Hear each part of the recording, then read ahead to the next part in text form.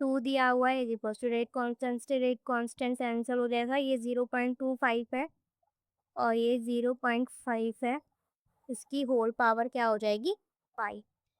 अब ये वाला पॉइंट हटाएंगे हम 1.2 वाला, तो ये 6 इंटू 10⁻³ है। 1.2 वाला पॉइंट हटाया है तो ऊपर हम 10 से मल्टीप्लाई कर देंगे, डिवाइडेड बाय नीचे क्या होगा? 12 इंटू 10⁻²।